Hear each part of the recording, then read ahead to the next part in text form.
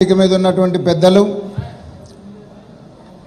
ఈ కార్యక్రమానికి ఇక్కడ విచ్చేసినటువంటి సోదర సోదరీమణులందరికీ కూడా నా హృదయపూర్వక నమస్కారం.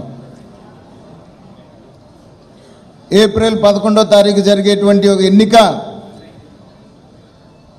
ధర్మానికి అధర్మానికి జరుగుతున్నటువంటి పోరాటం. ఈ పోరాటంలో 2014 తర్వాత ఏదైతే ఈ దేశ ప్రధాని నరేంద్ర మోడీ గారు ప్రధానిగా బాధ్యత తీసుకున్న రోజున నేను ఈ దేశానికి ప్రథమ సేవకుడుగా ఉంటానని చెప్పారు.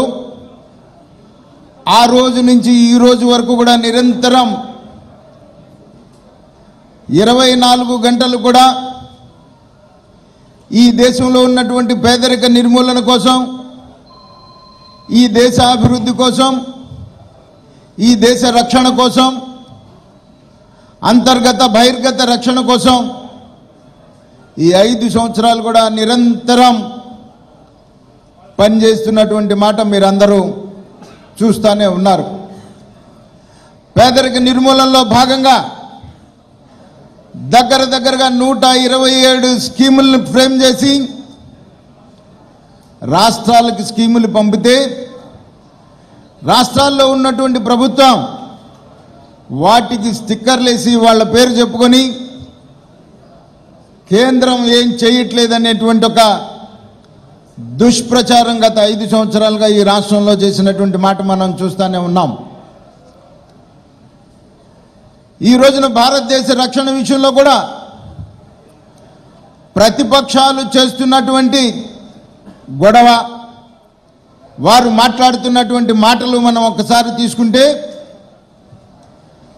పుల్వామా ఇన్సిడెంట్ తర్వాత ఏదైతే సిఆర్పిఎఫ్ జవాన్ల మీద ఉగ్రవాద దాడి జరిగిందో ఆ దాడిని కూడా రాజకీయం చేసి దేశ రక్షణనే తాకట్టు పెట్టేటువంటి పరిస్థితికి ఈ రోజున కాంగ్రెస్ దాంతో కలిసినటువంటి మిత్రపక్షాలు, మన ముఖ్యమంత్రి చంద్రబాబు నాయుడు మాట్లాడినటువంటి మాటలు ఈ దేశ రక్షణ భద్రతకు కూడా భంగం వాటిల్లేటువంటి పరిస్థితిగా ఉన్నటువంటి మాట మనం చూస్తూ ఉన్నాం. పాకిస్తాన్ ప్రధాని మాట్లాడినటువంటి మాటలు మమతా బెనర్జీ చంద్రబాబు నాయుడు నోటెంట వస్తాయి. మమతా బెనర్జీ చంద్రబాబు నాయుడు మాట్లాడినటువంటి మాటలు పాకిస్తాన్ పార్లమెంట్లో చర్చ జరుగుతాయి. ఈ రోజున రేపు జరిగేటువంటి ఈ పోరాటం అరాచకానికి అభివృద్ధికి, ధర్మానికి అధర్మానికి జరుగుతున్నటువంటి మరొక పానిపట్టు యుద్ధం లాంటిదని చెప్పేసి ఈ సందర్భంగా నేను ఆంధ్ర రాష్ట్ర ప్రజలకు తెలియజేస్తున్నటువంటి పరిస్థితి. మరొక్కసారి నరేంద్ర మోడీ గారు కనుక భారతదేశ ప్రధాని కాకపోతే ఈ దేశం మళ్ళా ఈ దేశంలో ఉన్నటువంటి అరాచక అవినీతి శక్తులన్నీ ఏదైతే కలిసి విలయ తాండం చేయడానికి ఏకగ్రీవంగా ఒక ఎజెండా లేకుండా నరేంద్ర మోడీ గారిని దించడమే ఒక ఎజెండాగా పెట్టుకొని పనిచేస్తున్నటువంటి ఈ అరాచక శక్తులు మళ్ళీ విజృంభించేటువంటి పరిస్థితి మనం చూస్తాం. 2019 తర్వాత సోషల్ మీడియాలో కొన్ని పోస్టింగ్స్ చూస్తూ ఉన్నాం. భారతదేశాన్ని ముక్కలు ముక్కలుగా చేయాలని చెప్పేసి చెప్పేటువంటి మీటింగ్లో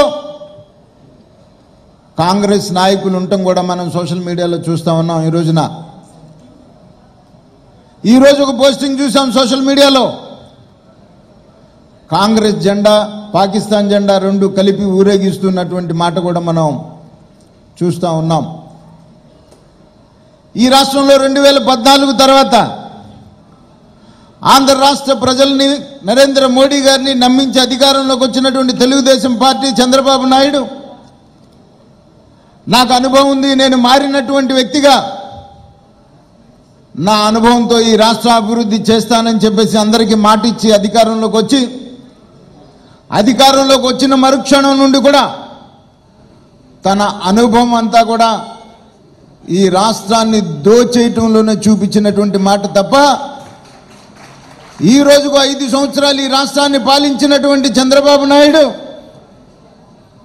కనీసం నేను ఈ 5 సంవత్సరాల్లో ఈ అభివృద్ధి చేశానని చెప్పే దమ్ము ధైర్యం లేక 24 గంటలు ఎవరినో ఒకళ్ళని తిట్టుకొని బతకడం తప్ప నువ్వు చేసింది ఏ ఒక్క సభలోనైనా చెప్పావా చంద్రబాబు నాయుడు అని నేను అడుగుతా ఉన్నా. నువ్వు దగ్గరగా 2014లో 600 ప్రామిసులు చేసావు ప్రజలకి, రాష్ట్ర ప్రజలకి. దాంట్లో ఎన్ని నెరవేర్చావు అని చెప్పేసి నేను అడుగుతా ఉన్నా. నెరవేర్చుంటే నన్ను నమ్మి మీరు అధికారం ఇచ్చారు, నేను ఇది చేశాను, ఇవి మిగిలినవి అని చెప్పేటువంటి వాడి ధైర్యంగా ఏమీ చేయలేదు కాబట్టే ప్రజల ముందు తలదించుకోవాల్సినటువంటి పరిస్థితి మళ్ళీ ఈ రోజున జరిగేటువంటి ఎన్నికల్లో వస్తుంది. కాబట్టే కొంతకాలం సోనియా గాంధీని తిట్టావు, కొంతకాలం రాహుల్ గాంధీని తిట్టావు, కొంతకాలం మళ్ళీ నరేంద్ర మోడీ గారిని తిట్టడం మొదలుపెట్టావు, ఇప్పుడు కేసీఆర్ని తిట్టడం మొదలుపెట్టినటువంటి పరిస్థితి. కొంతకాలం 4 సంవత్సరాలు నరేంద్ర మోడీ గారితో కలిసిండి 2017 సెప్టెంబర్లో జరిగినటువంటి ఎన్డీఏ మీటింగ్లో 2019లో నరేంద్ర మోడీ గారు కనుక ప్రధానమంత్రి కాకపోతే ఈ దేశం అరాచక పాలు అవుతుందని చెప్పేసి ఎన్డీఏ మీటింగ్లో రిజల్యూషన్ పెట్టినటువంటి మొట్టమొదటి వ్యక్తి నారా చంద్రబాబు నాయుడు. 2018కే నీకేమైందని చెప్పేసి నేను అడుగుతా ఉన్నా. నీ రాజకీయ స్వార్థం కోసం ఈ రోజున నరేంద్ర మోడీ గారిని తిట్టుకొని ఎన్నికలకు వెళ్ళేటువంటి పరిస్థితి. ఇవాళ చెప్తా ఉన్నాడు చంద్రబాబు నాయుడు, కేసీఆర్ వచ్చి ఇక్కడ ఉన్నటువంటి వాళ్ళందరూ ఇళ్ళు తీసుకెళ్ళిపోతాట. హైదరాబాద్లో ఉన్న తెలుగు వాళ్ళకి భయం ఉందంట. ఈయన ఇల్లు కూడా హైదరాబాద్లోనే కట్టుకున్నాడు. మరి ఈయన ఇల్లు హైదరాబాద్లోనే కట్టుకున్నాడు, పవన్ కళ్యాణ్ ఇల్లు హైదరాబాద్లోనే కట్టుకున్నారు.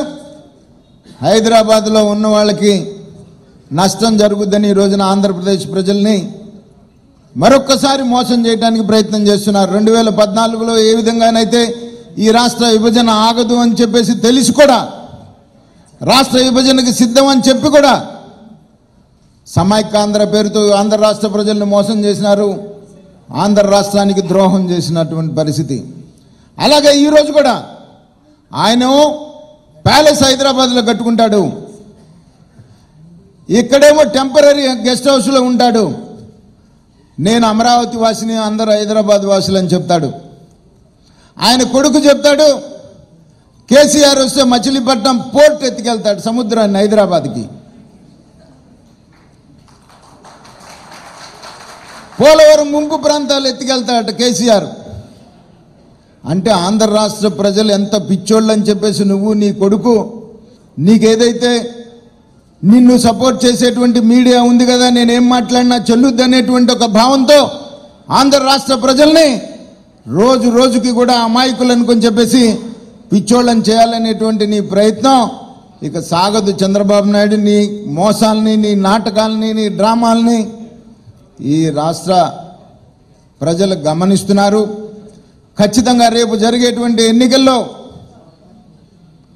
ధర్మానికి అధర్మానికి జరిగేటువంటి ఈ పోరాటంలో అల్టిమేట్గా చరిత్ర ఎప్పుడు కూడా ధర్మమే విజయాన్ని సాధిస్తుంది. నరేంద్ర మోడీ గారి నాయకత్వంలో ఈ రాష్ట్రంలో, కేంద్రంలో ఖచ్చితంగా మళ్ళీ 2019 తర్వాత నరేంద్ర మోడీ గారు ప్రధానమంత్రి అవటం, ఆయన నాయకత్వంలో ఈ రాష్ట్రంలో కూడా భారతీయ జనతా పార్టీ అధికారంలోకి రావడం తథ్యం. నేను గత 6 మాసాలుగా చెప్తా ఉన్నాను, ఈ రాష్ట్ర ప్రజల వాస్తవాలు తెలుసుకున్న రోజున ఈ రాష్ట్రంలో ఓటు అడిగేటువంటి హక్కు ఒక్క భారతీయ జనతా పార్టీకి మాత్రమే ఉందనేటువంటి మాట ఇవాళకి దాంట్లోనే కట్టుబడి ఉన్నాం. ఎందుకంటే ఈ రాష్ట్రంలో ఉన్నటువంటి 2 ప్రధాన అధికారంలో ఉన్న పార్టీ, ప్రధాన ప్రతిపక్షం 2 కూడా అవినీతిలో కూరుకుపోయినటువంటి పార్టీలు. నరేంద్ర మోడీ గారు అవినీతి రహిత పరిపాలన, దేశాభివృద్ధి, ఆంధ్ర రాష్ట్ర అభివృద్ధి, భారతదేశ అభివృద్ధి అనేటువంటి లక్ష్యంగా పెట్టుకొని పనిచేస్తున్నటువంటి నరేంద్ర మోడీ గారికి మరొక్కసారి ఓటేద్దాం. ఈ భారతదేశానికి ప్రతి ఒక్కళ్ళం కూడా కాపలాదారుడుగా ఉందామని చెప్పేసి ఈ సందర్భంగా తెలియజేస్తూ మాజీ చీఫ్ సెక్రటరీ ఐవైఆర్ కృష్ణారావు గారిని ఒక 5 నిమిషాలు మాట్లాడాల్సిందిగా కోరుతా ఉన్నా.